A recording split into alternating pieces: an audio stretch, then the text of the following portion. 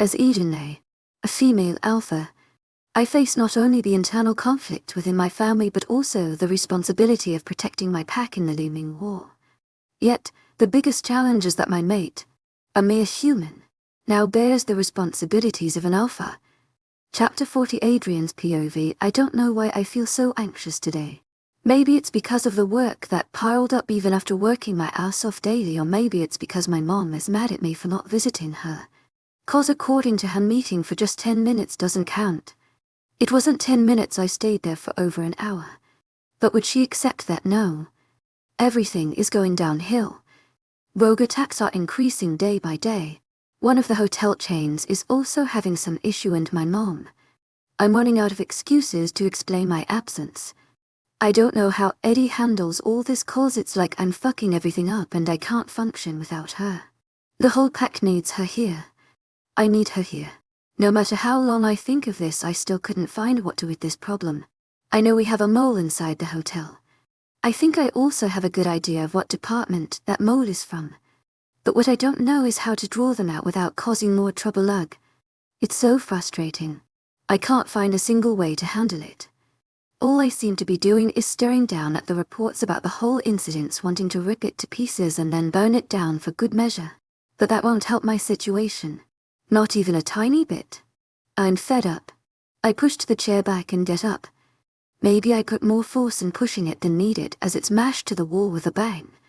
But right now, I don't care. I just need fresh air, or maybe some help from the god above. I walked to the window and opened it. The scene ahead is really beautiful. This whole pack is beautiful and it feels like home. I didn't even know when it started feeling like a home, or if it always did. The sun looks so mesmerizing from here. How the fuck have I never noticed it before? The setting sun made me realize that I spend a whole day looking at the report without actually doing something for the problem. Here I thought that you would be missing me as much as I do. But looks like you are too busy loving this window. Am I dreaming? Should I jump off to check? To my agent extraordinaire, Madeline, heartfelt thanks for your unfailing patience, enthusiasm. I'm really here. No need to jump off the window. This is real. She's really here. I'm not dreaming. This time she is really here. She's back, but what would she think of me now? She must have got an idea of why they took her away. She must know now that it was because of me. But if she knows all that, if she knows that I'm weak and not good enough for her, would she still want me? Would she still want me if I'm the reason behind all this? Would she want me if I'm the reason she had to stay away from her family? Her pack? I don't think so. I'm sorry, I muttered, but still couldn't bring the courage to turn and look at her. All these days, after desperately waiting for her to return and to listen to her voice, I didn't know I would be this scared to face her. I could feel my heartbeat rising as the words from that day keep repeating in my head so loud that I didn't even hear footsteps coming to me. I only felt her hands holding me close as we both shrink to the ground. Everything is fine. I'm here and I won't leave you ever again. Those words were like salve to my bruised heart, and she knew that too. So she kept repeating them, all while holding me close. And I lean on her as my life depends on it. And maybe it actually did. At that moment we both needed that physical contact to assure that the other one is still here. So we remain in the same position. After a while, I felt at ease and my heart started to act normal. No wonder after all this time I only relaxed when she's here. I know that I'm at ease because of her. My heart knew that and she knew it too. To my agent extraordinaire, Madeline, heartfelt thanks for your unfailing patience, enthusiasm. I belong to her. What I am and what I'll ever be would belong to her and no one else. She slowly turned me to face her, and I look in her eyes. There was so much love, need, and fear in them. I keep staring in them. It's been so long that I got to see them. My eyes slowly start to follow the lines of her face. Maybe I needed to make sure that she is okay. My eyes find the destination that was her lips as they stuck at them. I keep staring at them while leaning in slowly. Too slow for both of our liking, but I couldn't help it. I needed the assurance that she wants it to want me to before going further. I didn't get the assurance. What I got was her frustration as she grabbed the back of my neck and pulled me in. She started punishing me. She would keep caressing and nibbling my lower lid, but she was doing it too slow like what it did earlier. But I let her take the lead. Let her do what she wanted to do. I gasped when she bit a little hard and that did it. My patience that was non-existence from the moment our lips touched broke completely and my hands found their way to her hairs. And I pulled her in. Our movements get sloppy as we hungrily started kissing. I pulled her closer than she was before so there would be no space between us. I need her. All of her. My hands seem to have a mind of their own as they start moving up and down her back. Clothes are in the way. I want them. No, need them off. I start struggling with her shirt's button. It'd been so long that I got to see her. Feel her. I feel the need to compensate for all the lost time. Lost time. We all missed her. It'd been over 2 months that we got to see her. That made me freeze. Did everyone know that she's back? It's not fair if I keep her all to myself. Even if that's all I want to do. I can tell for sure that they do not know about her return or they would never let her leave their side soon. What happened? What's wrong? Do they know that you are back? I asked after I pulled away. I swear if I didn't, I would lose what little control I have. No, then we need to stop. Why? I'll meet them later. If we continue what we are doing then we both where it will end. And it won't be fair to them as we all missed you these past days. So just call them over. Okay. But it's all your fault. I planned to call them the first thing after I see you. But you made me forget everything. And don't you think for a moment that I forget about that, sorry. I'll be asking you about that later. So you better prepare a reply and don't you dare lie to me. When have I ever lied to you? I'll tell you anything you want. Chapter 41 Edene's POV. I've never seen Adrian like this. He always has been a confident person. But now he somehow seemed pretty shaken with something. And I know deep in my heart that it has something to do with the elders and me staying there. I can tell that it's pretty bad from the way he hesitated before, like he was scared that I might reject him. That something changed between us in these past days that would make me think twice about us. Though he seems okay now, I can't let it slide. I need to erase whatever doubt or fear he has. It has to wait for now as I need to deal with the rest of the family. My confidence that they would be okay got shaken badly after seeing Adrian. I know I don't have to wait for them to come, and true to that, Dad came within 3 minutes of me calling them. It's really good to have the link back. We were still standing by the window was like a blur and then Dad was hugging me tightly.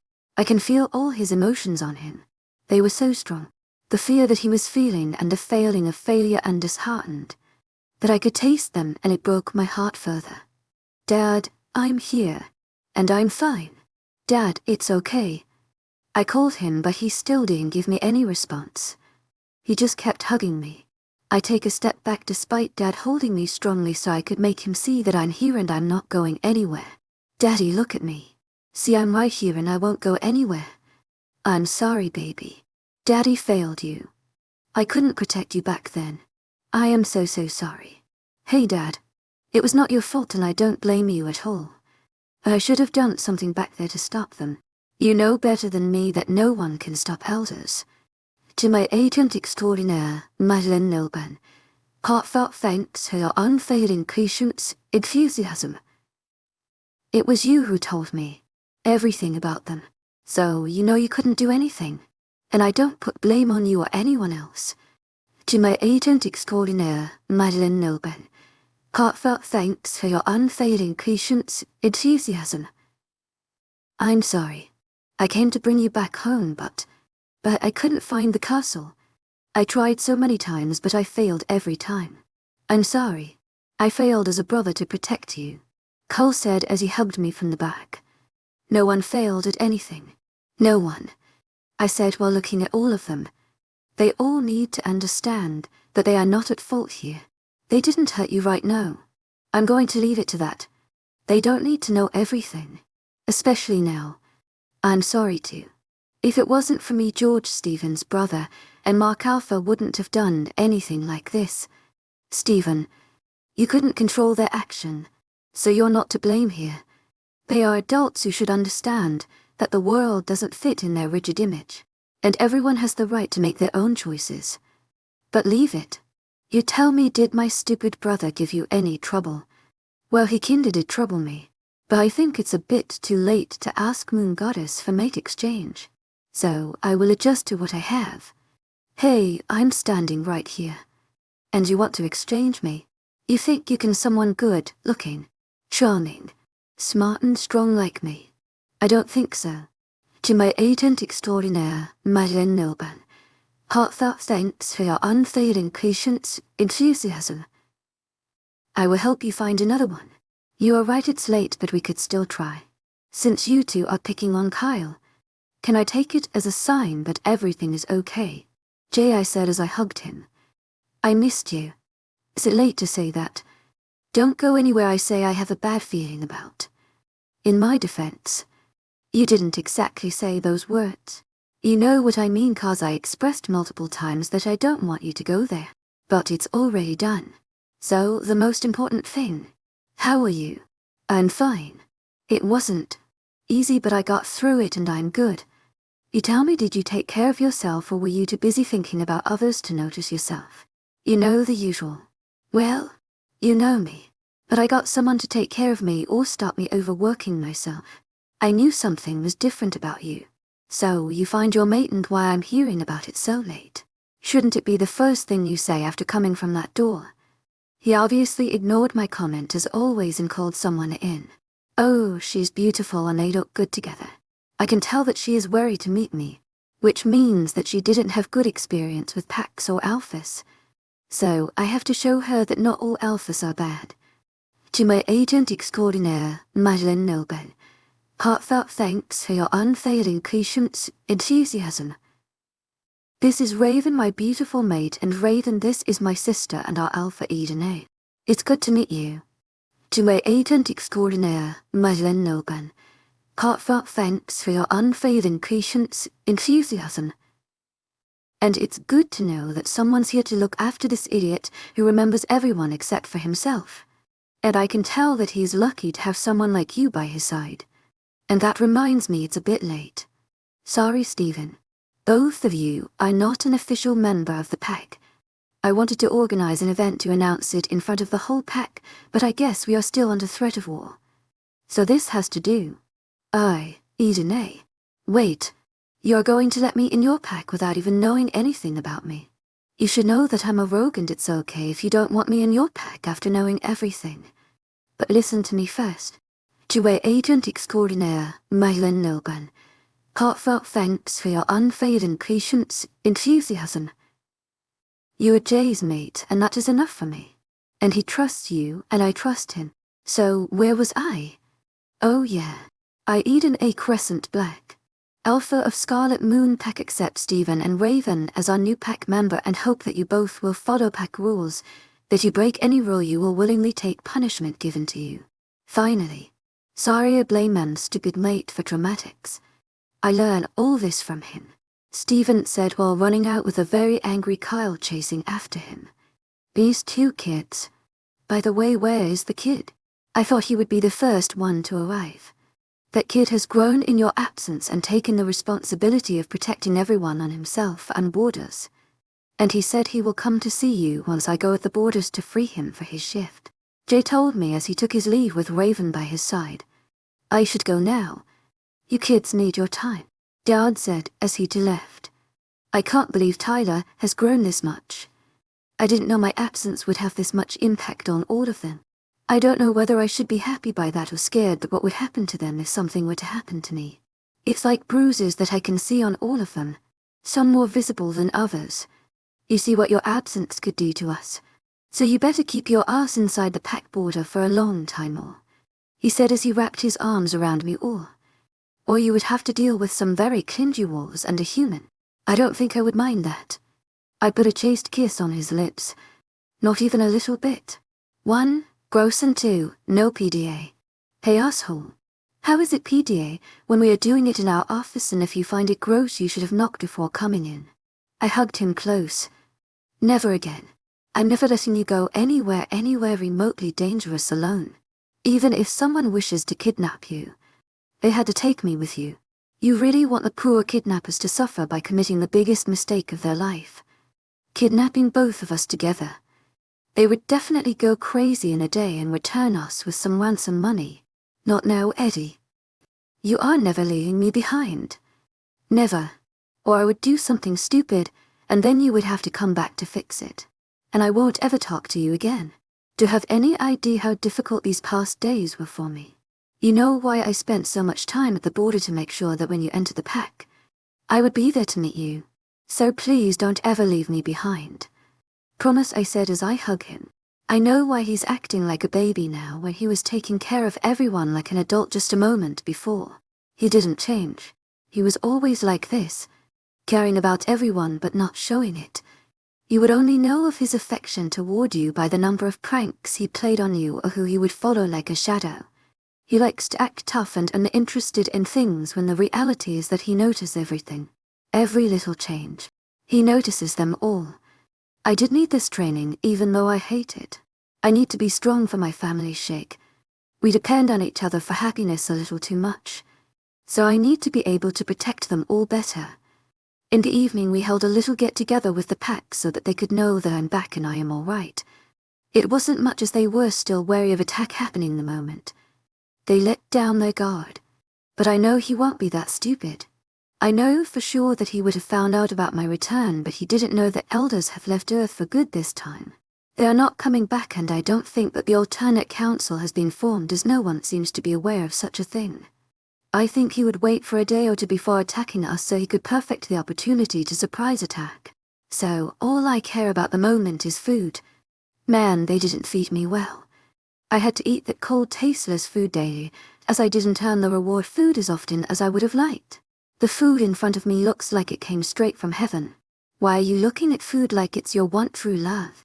I don't know how I feel about being jealous of the food. Because it is my one true love at the moment, but baby, you don't need to feel jealous of the food, as I would come back to you after eating my fill. Well, not sure how I feel about it. Never mind. I wanted to ask you about Tyler. Why was he acting that way? Well, you already know about us for being close all our life. In our game, Jay and Kyle had a special bond since they were of the same age and had a common interest. While Tyler and I, being younger, had to follow them most of the time. Sometimes they would include us in their secrets and sometimes they won't, which left us with each other that brought us close. So close that people think that we might be mates. To my agent extraordinaire, Madeleine Nilban, heartfelt thanks for your unfailing patience, enthusiasm. We were always together, whether getting in troubles or just roaming around the pack. We were inseparable. We used to tell each other everything, thing that we might not want to share with others. But we always knew that we weren't mates, and Tyler, for some reason, but always felt lonely despite having us and a wonderful family. So I stuck with him, so he won't ever feel lonely. I never knew that. That's why he was always there at the borders waiting for you. Well, it's getting late. We should head back home. We still need to talk about your sari and lift from where we left it then. Chapter 40:1. We excused ourselves and walked back home. Home. I haven't been there for so long. You never realize the value of home until you're forced to leave it.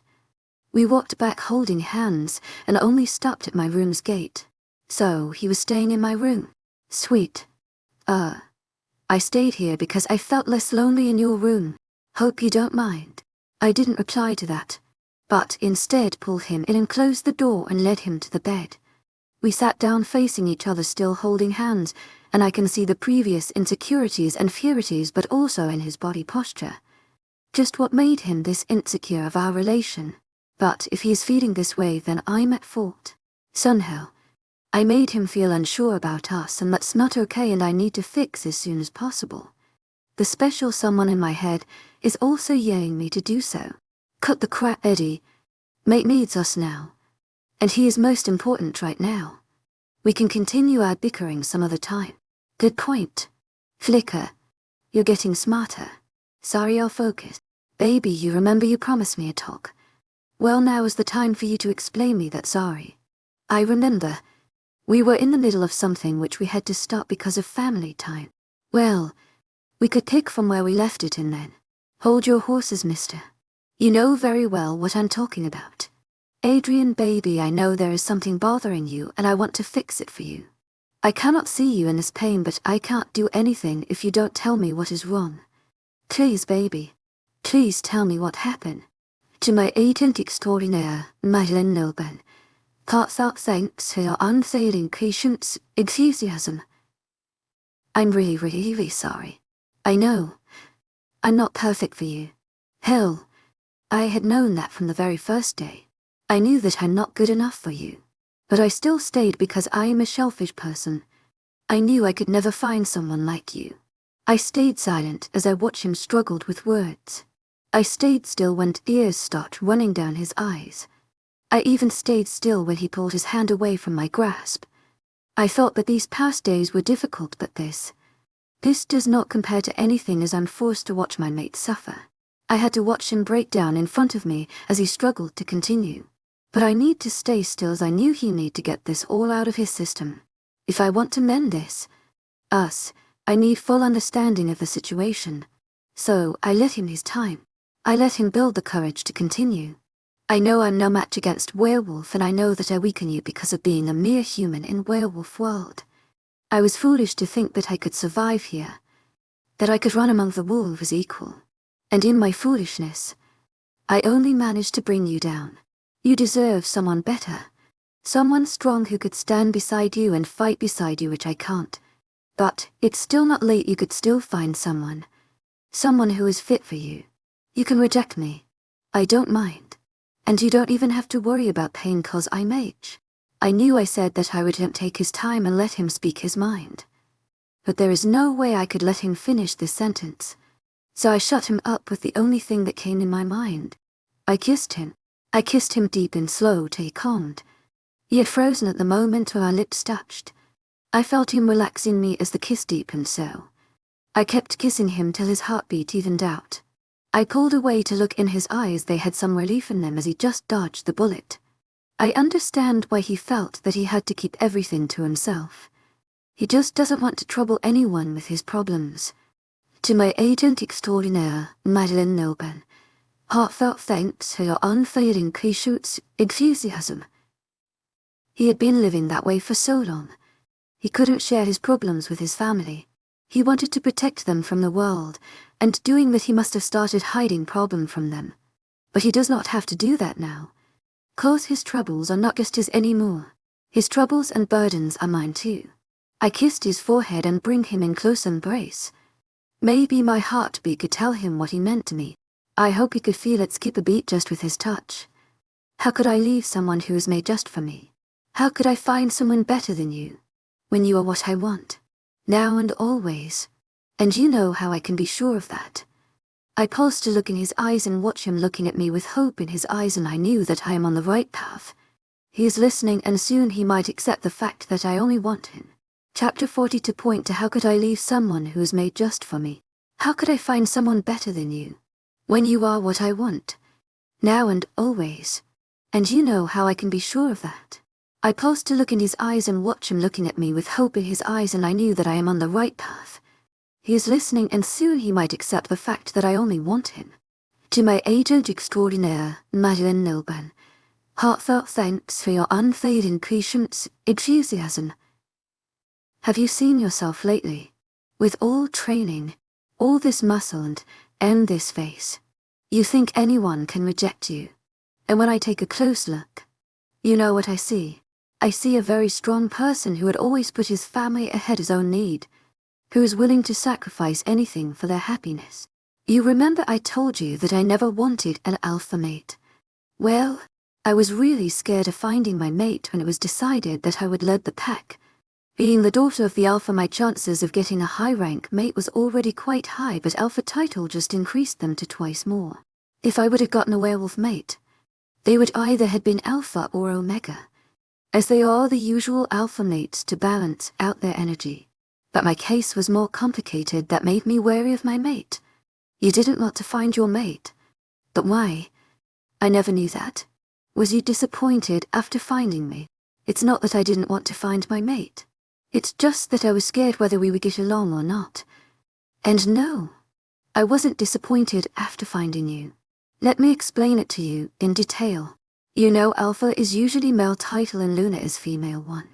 Alpha is like father to the pack, as they have the instinct to protect and provide for their pack, while Lunas are like mother, whose instinct is to nurture and care for the pack like the children. And since I'm female Alpha, I had both these instincts, and if I were to find Alpha mate, it would have created many issues due to authority, and Omega mate wouldn't have been right, as they are mostly perfect for those mates where one is proper dominance figure. So what I needed was someone who had both these instincts like me, and had been better than someone who had taken care of his family from quite young age. That's how I could tell that you were made just for me, and you are what I need or want in my mate. Enough of all that, though I hope that talk had helped you. I didn't even realize when I fluttered my gaze from his eyes. But now that I'm looking, I can see the storm in them. He is still overthinking everything, still trying to find loopholes in this conversation. It must be because of the bond. How did I take this much time to realize that simple fact? We have known each other for so long, and we still haven't completed the mating. So the bond is trying to bring us together, forcing us to complete it. But since our relation is not an ideal wolf relation, it's not working the way it should. It's making him confuse and question everything, including our relation. As I've said before, it's all my shortcomings that had pushed him to question us. But he can't think if he can't even breathe. Right. So I pulled the collar of his shirt to bring him closer as I latched my lips on his. It didn't take him long to drop whatever he was thinking and start moving his lips. His hand caught the back of my head to bring me close as he deepened the kiss. I pulled away and he groaned. His hand went up to bring me back to my previous position, but I put my hand on his chest to stop him. I know what you want, and I'm willing to give you that and much more, only if you promise me something in return. I whispered in his ears and he groaned in reply and tried to bring me back again. I pulled away from him and said, "Not so soon, baby. First you give me what I want, then I'll give you what you want. I need you to promise me that you won't ever hide your troubles and worries from me." He froze as he let my words sink in. I didn't want him to overthink it again, so I pushed him so that he was lying flat on the bed with his feet dangling on the ground. I climbed on his lap and grabbed the hem of my shirt. He watched me in trance as I slowly pulled it off. I bent down and kissed his cheek, his jaw, and then the corner of his mouth, missing the place he wants to be kissed most. I slightly pulled back and his hands grabbed my waist to hold me in place. I moved to kiss his neck till I found the spot where my mark would go. I nibbled him there, and he gasped as his hold on me tightened. In the blink of an eye, he flipped us and was on the top now, with his hand grazing my face going down to my neck, leaving the tingling sensation caused by the sparks caused by the bond. It was a different kind of high, a high I never want to come down from. The intensity with which his eyes were looking me while his hands were tracing my body, drawing small circles, had my stomach flipping from time to time. I'll give you anything your heart desire. I'll give you the world. I'll give you me. His lips crashed on mine and he put everything in that kiss. He poured all of him and left me wanting for more, and he didn't keep meeting as his hands started growing bolder and he started marking my skin with his touch, lighting the fire I never knew could be brought by mere touch. I took his hand in mine and put it right on my heart. Do you feel it? Do you feel what you do to me? This is what you do to my heart whenever you touch me, or hell when you look at me. This is your power on me. Feel it and remember it. You are the only one who could make me feel this way. There was hunger in his eyes as he stared down at me, and I see some switch flip in his head as he licked his lip angrily. He took off his shirt in one go and his lips found my neck, skimming the surface of my shoulder, giving light kisses there. I shivered and felt goosebumps rising slowly, and before I knew I let out a breathy moan. Soon enough his assault had finished on my neck, and I bet my neck must be red and purple with the hickeys that he gave me by nibbling my skin. His smell filled me and the world around just stopped, as if only we exist in this world. I gave a breathy smile towards him, and without missing any beat his forehead come down in contact with mine. My eyes glanced on his lips. They looked so tempting, so delicious, so damn kissable. I brought my lips closer, barely touching his. Then a pair of warm lips met my own. My whole body felt light on fire. Sparks ran down my body and my mind felt fussy. I didn't know that kisses could feel so nice. That it never felt this way before. Not even when we kissed a couple of minutes ago. His lips were so soft and inviting as they moved, guiding my own through this slow kiss as he worshipped my lips as if he was scared that he won't get another chance of doing this. His tongue occasionally caresses my own, making my toes curl with the pleasure. I wrapped my hands on his waist to bring him close, leaving absolutely no space between us. My almost bare chest came in contact with his and we both shivered at the contact. Seconds ticked into minutes, and after some amazingly good minutes, he unwillingly broke the kiss and I instantly missed the feel of them. I pouted slightly, only for him to give a subtle kiss on my forehead. "Baby, your eyes are glowing." "Yeah. We both want to be present for the moment when we would make you our, and mark you as ours." The atmosphere changed quickly as Adrian surprised me as his hands ventured across the curves and the overseas of my body as latching their lips again. His firm hold putting me in a place as he pulled me into a passionate state. My core throbbed in anticipation as the tent in Adrian's pounce grew rapidly. We fit perfectly against each other, lips molded with each other's, getting familiar with their touch and taste. I moved my hands and placed them on the back of his neck, bringing him closer as our nose brushed against each other and lips pulled deeper into each other. The heat between us grew as he pushed me deeper into the mattress.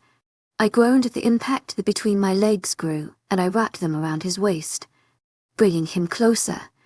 The kiss turned demanding. It wasn't sweet or loving anymore.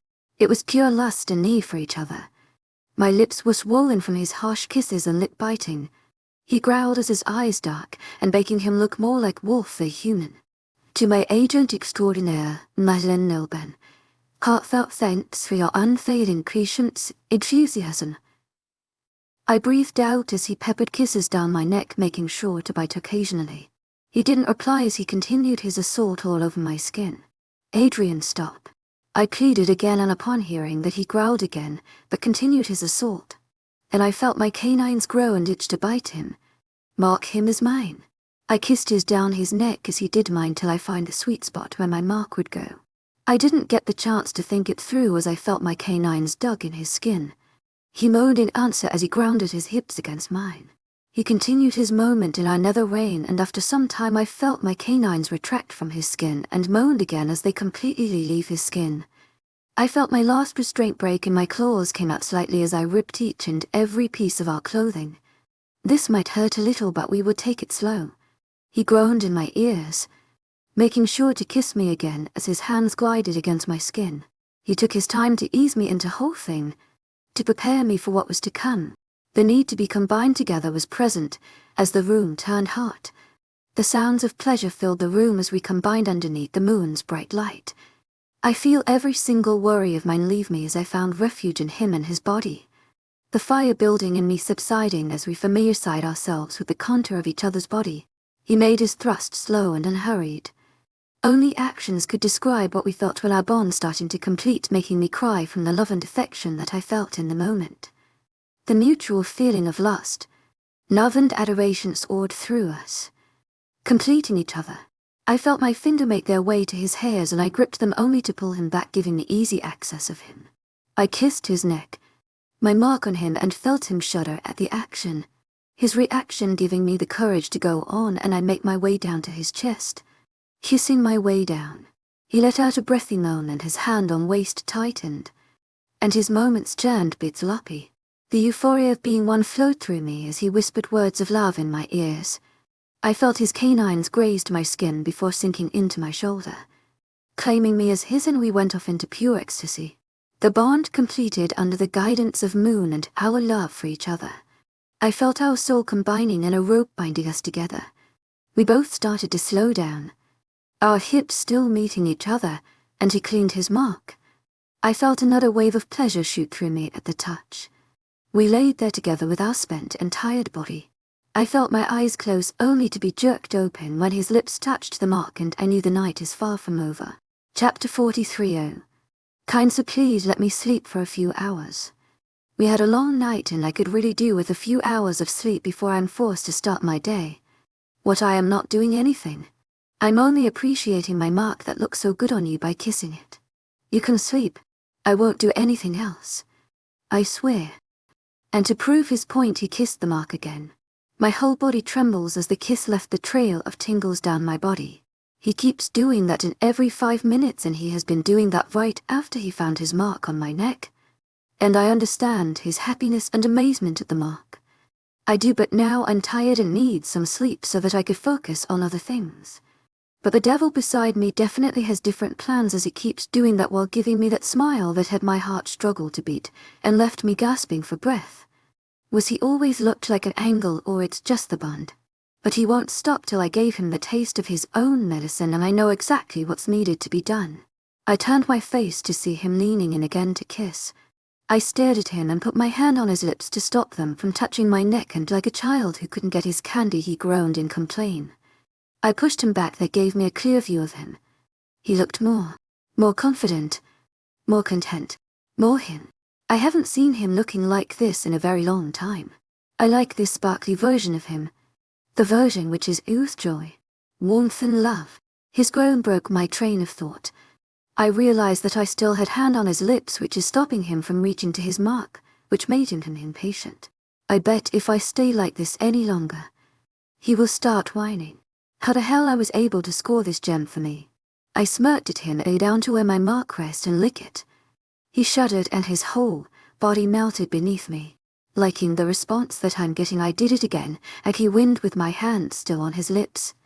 I went to do that again, but a sticky wet feeling on my hand stopped me and I jerked it away. He licked my hand. I get it. I get it, so you don't have to punish me more. I'll let you sleep. To my eigen my Nobel. Heartfelt thanks for your unfailing patience, enthusiasm. Luckily, after that, we both got some sleep and regained some energy for the big day ahead of us. As much as I want to spend this time in peace with my family, I know there are some matters that need instant attention. Like this war situation. I need to plan our strategy with lead warriors, for which I had arranged a meeting in the afternoon after latter lunch, and that arrangement gave me about 3-ish hours of sleep. Everything can be put aside, but the fact that my human mate marked me needs my attention most right now. We were sitting in our room eating brunch. I can't help but look for something that might give me any idea about the changes he might have gone through. He smells a little different, but that could be the mating. He still feels human. He feels more than human, but not exactly a wolf.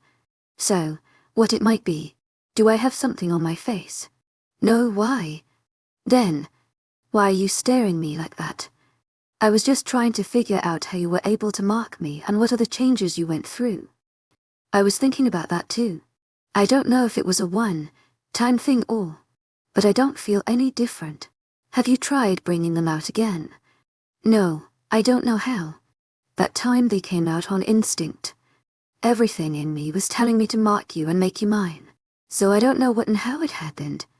Okay, I will tell you how. First, take a deep breath and close your eyes. Now imagine the moment you marked me. Try to replicate that moment, that feeling. I shifted closer to him as I felt his breath hitched, and it took him a couple of minutes to open his eyes. And when he did, his eyes looked like molten gold, and golden they were, glowing so beautifully. He catches my dazed expression as he smirked his toothy grin, and I can see his elongated canines. Now I understand how he was able to mark me. He converted into some sort of hybrid, more than human, less than wolf. And right now, he smells heavenly. His fragrance is so strong that hit me like a wall. He put his hands on mine and gave them squeeze to bring me back to him. I looked at our hands. Only 2 finds his clawed hand on mine. It only made me more curious to how further this change goes. Hey, Earth to Eddie. Tell me, what are you thinking? You look breathtaking and all mine. Your eyes are the most beautiful one I've ever seen. He smiled and I watched wheels turning in his head. Then he frowned and brought his claw to his wrist and dug it in his flesh. He made a long cut as he dragged it, making me hiss in the pain he might be feeling. No, the pain he is feeling. I can feel his pain and his emotions. I was looking at his wrist when I heard holy shit in my head. It's not mean or flicker. Did you see how fast it healed? Now I can't heal like you guys well. This is the coolest thing ever. I should try it again. Are you crazy? No, once is more than enough. Next time you want to do something stupid or absolutely crazy, a little warning would be nice. This boy would be deaf of me. I'm telling you. He acts like kids sometime. I agree that it looks cute, but that's only half of the time, other half is scary. Are you done, or is there anything else you want to try? There is this one thing. He said that like he was deep in thoughts, and the longer he is taking his time, more I'm getting worried. I heard the next sentence in my head. Race undetre. What does that mean? A reason for existing. You are my reason for existing. And this also proves that I can talk to you in your head. We now have link. Way to spoil the mood. What did I do? He said with a pout. God, he cannot get any cuter. Nothing. So, you have mind link with me. Good. Do you have it with pack too? He shakes his head in negative with a no through link. He's going to make a game out of it. Why do I think that I'm forgetting something? Something important. Are you not getting late for the meeting? He asked me through link. Shit. I totally forget.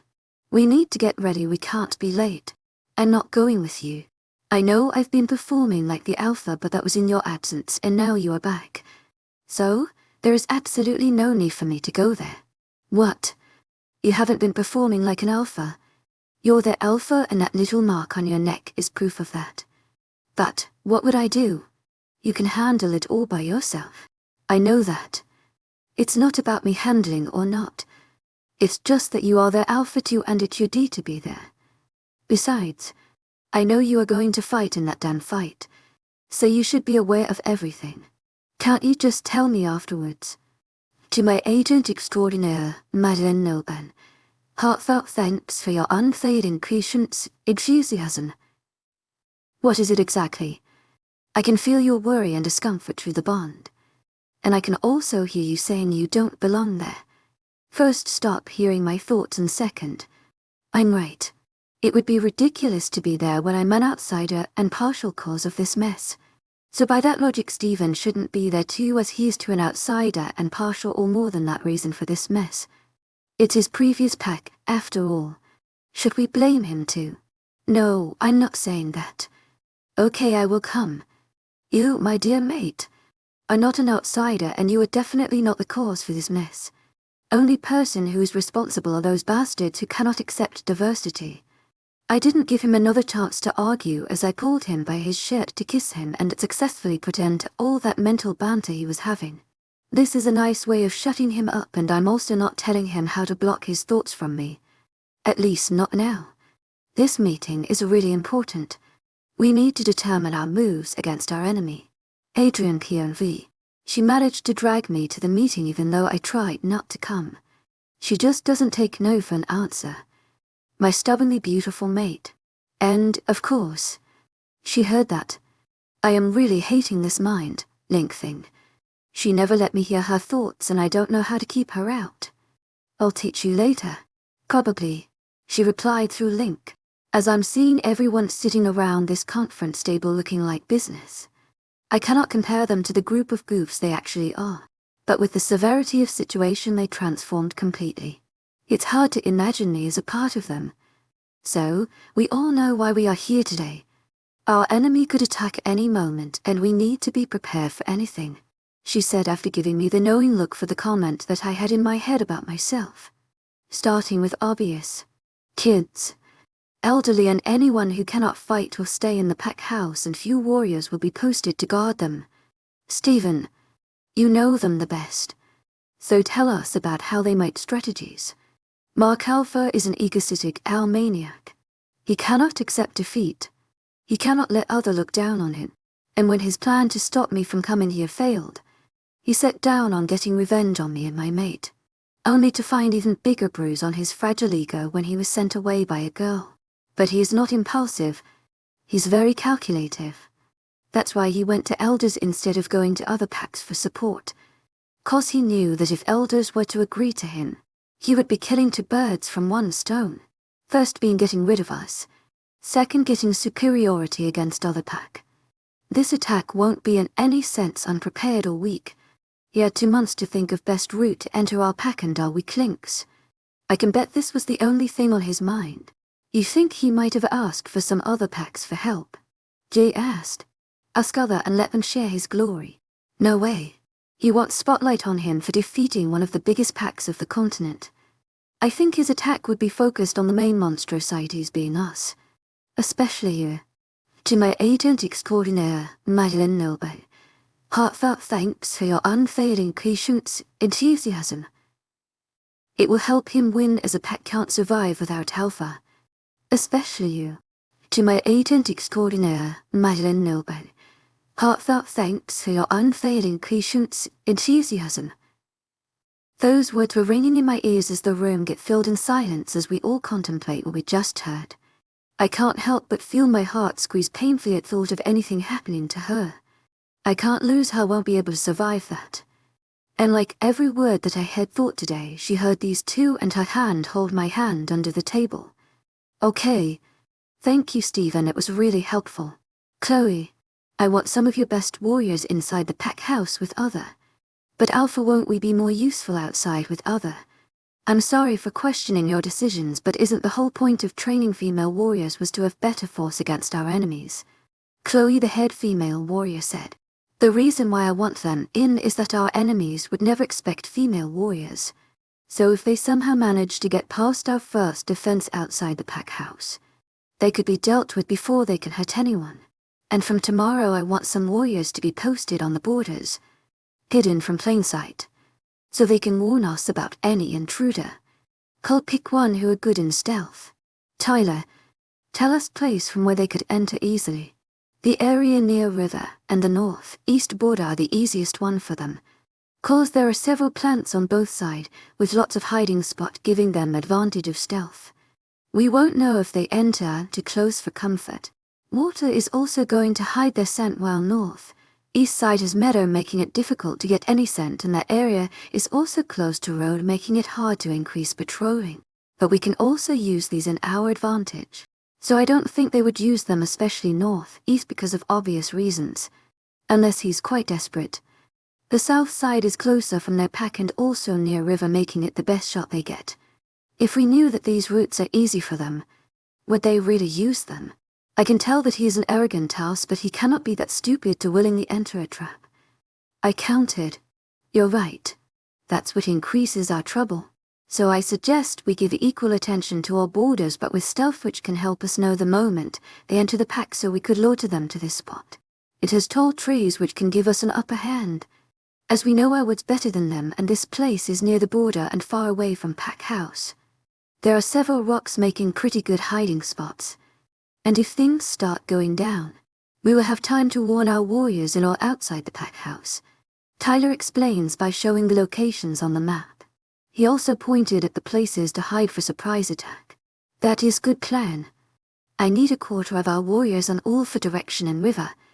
They should be spread widely and in constant contact with everyone. After them I want Kyle, Tyler, Jay and Chloe with small group of warriors of your own to the location and to provide others backup. Raven, are you going to join us? It's absolutely no pressure, you can do what you want. Eddie asked, turning towards Raven and her mate. I appreciate your asking, but I'm going to be where my mate is. She replied while looking at her mate, who looks to be having trouble accepting it. And I understand both of them. I don't want Eddie to be anywhere near danger, but I also don't want her to be there alone. And aren't you? She gave my hand a reassuring squeeze, which she has been holding whole time. Something which I really appreciate. I wasn't expecting any less. Eddie said, smiling. I want Adrian, Stephen and you at the location, hiding behind a rock with rest of our warriors around you guys. I also want some warriors up on the tree, and Adrian would have silver daggers and a gun with him. Does anyone have problem with that? Nobody said anything about that, though I expected at least one voice of objection, which never came. They finalized some other details which I didn't listen, as I zoned out. She never told us where she would be whole time, and no one asked about that. I can't tell whether it is a good plan or bad, as I never in my wildest dream thought that I would live long enough to be a part of a war. To say that I'm scared would be an understatement. I'm totally out of my mind. People could die. We could die. All because a bastard cannot accept a female leader and gay relation. How stupid this is. It's our freaking life. If you can't accept us, then fuck off. I don't remember asking for your approval. Baby, let's go home. I want to spend rest of the day in the bed with you. 'Cause I have a strong feeling we won't get any time tomorrow. Chapter 40 for Jay's POV. I couldn't sleep the whole night. There was just too much on my mind. I wanted to stop Raven from entering the battlefield, but I know that I should respect her decision, as I can understand her reasons behind it. but I can't help but feel that this is so unfair on her part. The first whole pack thing she gets to experience would be this stupid war. She didn't even get the chance to know everyone well, and I fear that for some it would be too late after it. I have absolutely no delusion that we could get through this unscratched. We will lose some of our pack members. I am worried about Eddie too. She didn't tell us about her own plan about the war placement, and we couldn't question her at that time. Family or no family. You never question your Alpha in a formal meeting or setup. But her being Alpha didn't do anything to our worries. We know she would put every single pack member before her own safety, which is expected from an Alpha.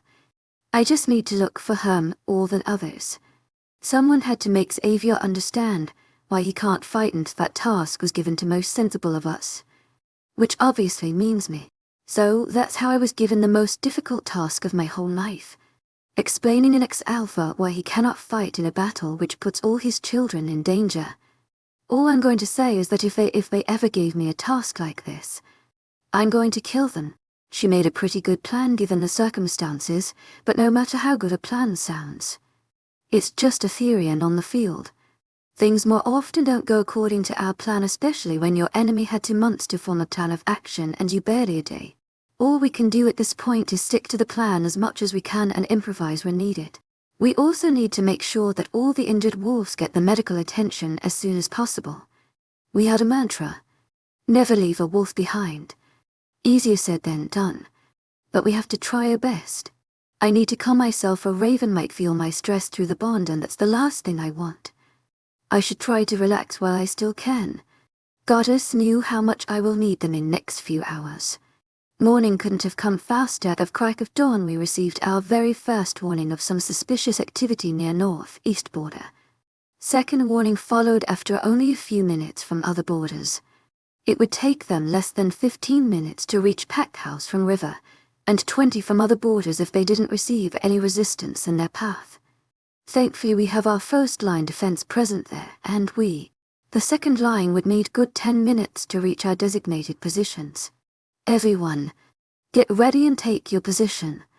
And I need leaders to tell me after you take your position. I know we can beat them. I trust all of you and your abilities. Let's show them what we got. Eddie's tell us through our link, and I turned to see if my mate was awake, only to find her looking straight in my eyes. I know it's selfish of me, and I know it's not possible, but I still want to say it. I don't want you out there in danger where I can't ensure your safety. I know you are strong and you have the responsibility to protect Pack as you obey you and all. But I still would do anything to keep you locked up here with me. She said, looking in my eyes as her hands make their ways to hold my face and bring it closer to her. Jay, I know it's not going to happen, I understand. I just want to say it. Please take care of yourself out there. Please, I want you back in this room later in one piece.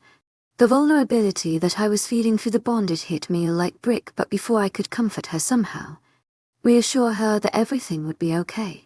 She gets up from the bed to get ready without giving me second glance. I think I should do the same. I will talk to her before heading out. Given the urgency of the situation, we only took 5 minutes to get ready and get to the main door of our home. We both paused before opening the door, and I turned to her and tiptoed toward my face and planted her warm lips against mine. I held her close, feeling my brain going crazy with everything that's going on. But I disregarded it and continued to kiss her. The passionate kiss made my knees weak as her touch sent shivers and goosebumps down my spine. We broke away from the kiss as reality of what is happening seeped in, and we hugged each other before setting on our separate paths. We didn't say anything as we set on our path. We both had so many things to say to each other at the moment. Most important being, don't go, but we knew it's kinda too late for that. I can just pray to Goddess above to keep her safe and give her strength to fight all the odds. Chapter 45, Jay's POV. We reached to the first line defense just in time to avoid any casualty. Our enemy was using full force to push us down, so it would be kinder to help them. My team covered the warriors already fighting there and start retreating. We helped the injured ones to reach the medical help. I'm in position and we have started retreating to the location. I informed them through our link, and soon I get confirmation from all of them telling that they also reached their position. I was thinking of checking on Raven, but sudden chaos made it impossible to do as a number of enemies' men shifted in their wolf form and started launching on whoever they could find. It took us all a moment to decide how we are gonna keep defending while leading them to trap, but it all came to a stop when a warrior near me got down rolling as a huge brown wolf tackled it down. I commanded all to shift and start attacking while the one behind us will keep retreating. I attacked the nearest wolf to me before he could attack my men and snap his neck and turned to look for another. It's been a while and my body has started showing signs of fatigue, but this fight is far from over. We had an E-Tiders group a while ago and been leading them to trap together. We had lost some of our own and we had to feel the pain of losing a pack member. It's not like the pain of losing a mate or a family member, but we the higher-ups of pack still feel it. It's not much, but it does make fighting more difficult with giving us more reasons to fight. I must have been too deep in my head to not see two wolves approaching me from behind. I only noticed them when a white blur tackled one, knocking it with its other companion, and I heard Daddy growl at me through our link to focus. She has changed. She is bigger and faster than before, and she moved with such ease that she didn't even notice how huge her wolf is. "Jay, how are you doing?" I heard her ask through link. I know Raven wanted to ask more than that, but she's afraid of the answer. I smiled at the thought of my beautiful mate as I tackled another wolf to ground and hear a disturbing snap of their neck breaking. "Yeah, I'm fine. Not hurt anywhere," I replied, completely ignoring the hundreds of scratches on my skin, and asked her how she is doing. "Jay, could you give a hand? I am, a bit stuck." Tyler screamed from under three wolves who were trying to bite Tenny, and everywhere they could dig their canines on his body. Idiot, why hasn't he shifted yet? I went and ripped the first one I could get and throw him as far away as I could, then went for another one, and did the same with him, except this time I get his neck and I threw his trembling body to the ground, which stopped moving seconds later. I turned to see Tyler handling the last one. I bent down to give him a hand to lift him off the ground when I heard a loud bang of gunshot following with a thud behind me. I turned back to see the one that I had thrown first lying dead right behind me with a hole in his torso and blood sweeping out from it, and Adrian standing with gun still pointing in that direction.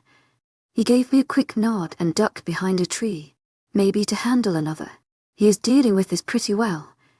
Better than from what I had expected, Tyler said while dusting off his clothes. "This idiot. He is doing good, but would you please shift so you don't have to care about ruining your clothes when you fell?" I growled the last part as I get back to fighting my next victim. We had finally reached the area where we had cornered most of our enemies' wolves. Kyle and Chloe are near this area, and we have been mostly successful in transporting our injured members. It took us nearly 2 hours to make them enter the trap, but I still haven't seen those bastard Alpha and Beta, and I bet he is circling whole pack just to find these two. All I can see is wolves fighting on blood-red ground from the dead bodies which keep killing. We all are covered in blood, some our own, some of our victims, but those who are responsible of all this shit is nowhere to be seen. We have been thinking that we were leading them to the trap, but they turned the table when they started follow their strategy. Wolves started cornering us, making it difficult to help other. They are targeting the ones we expected them to attack most, which being to my agent extraordinaire, Madeleine Nilbert. Heartfelt thanks for your unfailing patience, enthusiasm. To my agent extraordinaire, Madeleine Nilbert. Heartfelt thanks for your unfailing patience, enthusiasm. Kyle and Stephen. But what makes the situation worse is that there are so many wolves that keep coming, keeping rest of us busy, making it difficult to help them defend against the continuous attack. I saw wolves circling around Adrian, teasing him by jumping one by one at him, tiring him out. He was doing his best to defend him with daggers in each hand. And I see Raven, who was closest to him, trying to reach him, but wolves after wolves keep coming at her, making it difficult for her to move even an inch from her place. I was too forced to helplessly watch him struggle with them when he suddenly dropped his daggers to the ground. I feared that he might have got hurt, so I tried more to reach him, and I managed a couple of steps toward him when I saw his eyes glowing as his claws elongated and his teeth turned into canines. He growled as he attacked anything that came his way. I think he will manage just fine. So I turned to the others. I found Kyle close to Stephen as they both defend themselves against the attackers. Tyler was a good few feet away from me, and he was looking somewhere. He was looking in the direction where more than a dozen wolves were trying to attack a white wolf double their size who was making it difficult for any of them to come closer. I know she could handle herself. This all could be ended if we could find that Alpha. I scanned everywhere I could see from where I was, but there was absolutely no clue of him. I thought that I saw some movement in the trees from the corner of my eyes, which made me turn in the direction only to find someone up in the tree holding what looked like bow and arrow and pointing it at Eddie. My body reacted to the information before my mind could, and I found myself running toward her. I made it just in time to push her to the ground when a sharp pain runs through me and darkness filled me. Eden A's POV. I was biting the fool of me who came too close for his own good when someone pushed me to the ground only to find Jay lying there with an arrow in his chest. Everything turned in slow motion as I kneeled next to him, nuzzling his body. I didn't even notice the growl that left me. I didn't notice other approaching me. I was jerked awake from the trance when I felt the familiar sparks when hand land on me. I look up to see all of them, there and Raven whimpering as she came closer to her mate. Take him to the infirmary right now, I said through the link and urged all of them to leave. He's still breathing, he would be fine. Yeah, he would be just fine. Retreat everyone. I won't lose any more of my family. Not today. I ordered my pack member only to find them looking hesitantly at me. I growled at them and they slowly start retreating. I made sure that boys had left with Jay and Raven before starting the end of this war. Adrian still standing beside me. Honestly, I didn't expect him to leave. I look up to him and told him what I need him to convey to our enemy as I cut to him directly in wolf form. You fucking coward, come out. I want to end this right now, right here. You had problem with a girl leading a pack, now here is your chance. I challenge you to battle to death. Adrian yelled, adding a couple of his own words, and sit down next to me. We must be a scene to watch. A boy and wolf sitting surrounded by a number of wolves. They just watch us staring at us as we waited for the Alpha to step forward. There is no need for anyone else to get hurt. Are you that scared that you might get your ass beaten by a girl that you didn't even want to show your face, or is it that your coward of Alpha didn't dare to show up in a war that he himself has started? Adrian mocked him again, forcing him to show any kind of reaction, and reaction came not in the form we wanted it to come. Reaction came in the form of another arrow shot at Adrian, which luckily, he caught before it could cause any damage. Damn, he got fast reflexes.